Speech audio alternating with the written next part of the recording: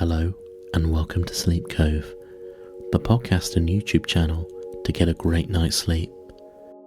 This episode is also available without music if you prefer that listening experience.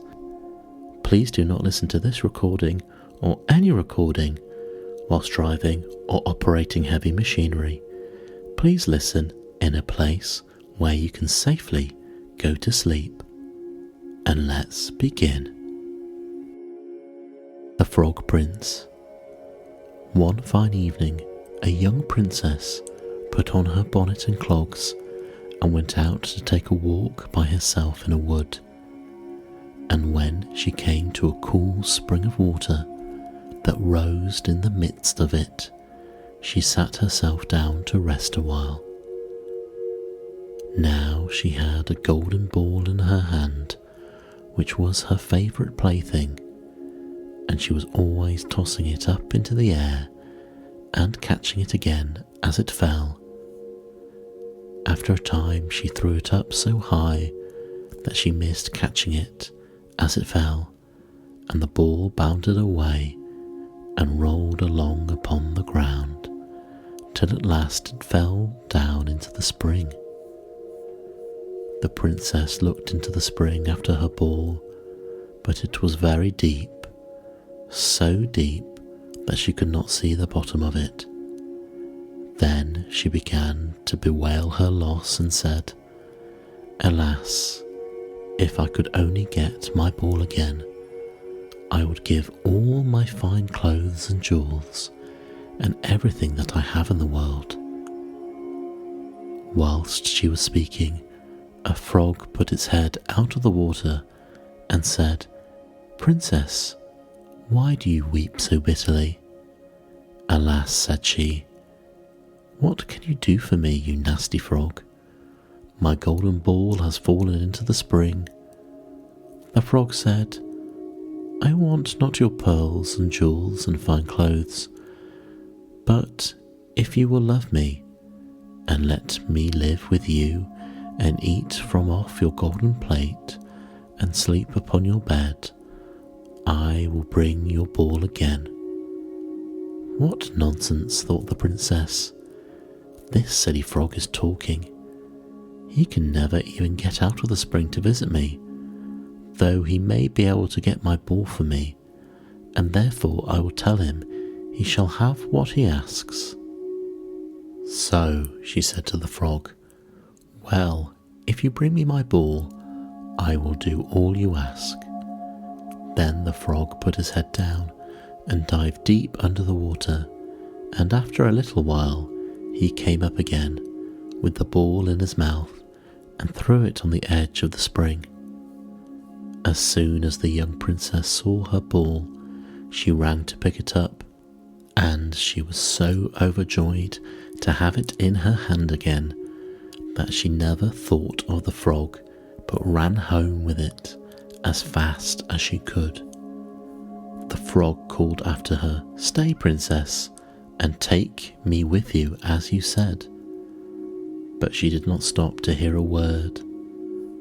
The next day, just as the princess had sat down to dinner, she heard a strange noise, tap tap, plash plash, as if something was coming up the marble staircase, and soon afterwards there was a gentle knock at the door, and a little voice cried out and said, "Open the door, my princess dear, open the door to thy true love here, and mind the words that thou and I said by the fountain cool, in the greenwood shade." Then the princess ran to the door and opened it, and there she saw the frog, whom she had quite forgotten. At this sight she was sadly frightened, and shutting the door as fast as she could, came back to her seat. The king, her father, seeing something had frightened her, asked her what was the matter. "There is a nasty frog," she said, "at the door that lifted my ball for me out of the spring this morning. I told him that he should live with me here, thinking that he could never get out of the spring, but there he is at the door, and he wants to come in." While she was speaking, the frog knocked again at the door and said, "Open the door, my princess dear, open the door to thy true love here, and mind the words that thou and I said by the fountain cool in the greenwood shade." Then the king said to the young princess, "As you have given your word, you must keep it, so go and let him in."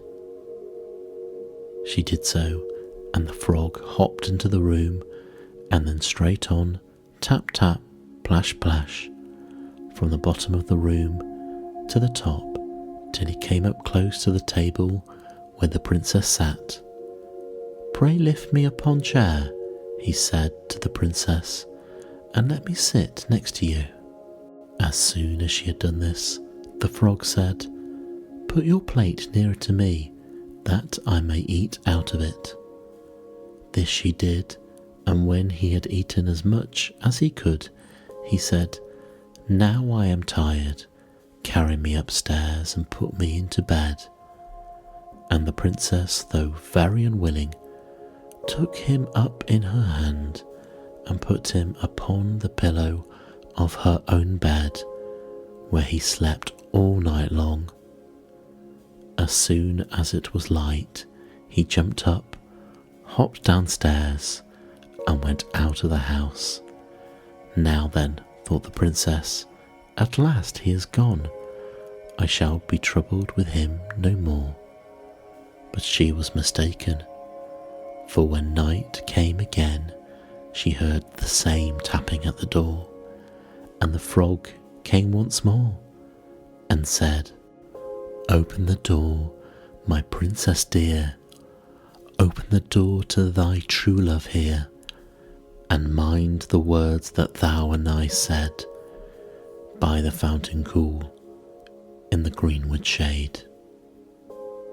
And when the princess opened the door, the frog came in and slept upon her pillow as before, till the morning broke.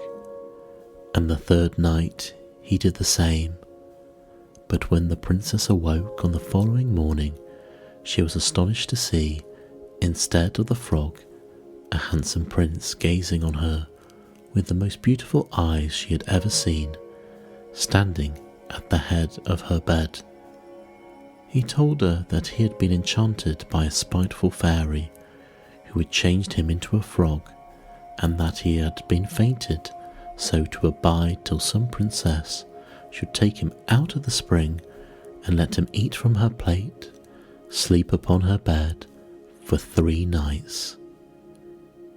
"You," said the prince, "have broken his cruel charm, and now I have nothing to wish for that you should go with me into my father's kingdom, where I will marry you and love you as long as you live."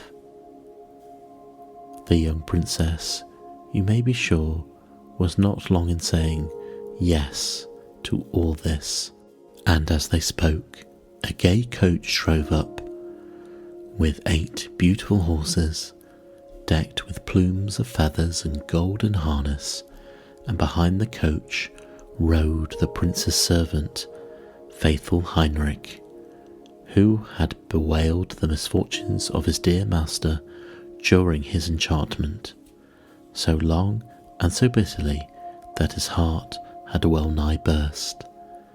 They then took leave of the king and got into the coach with 8 horses, and all set out, full of joy and merriment, for the prince's kingdom, which they reached safely, and there they lived happily a great many years.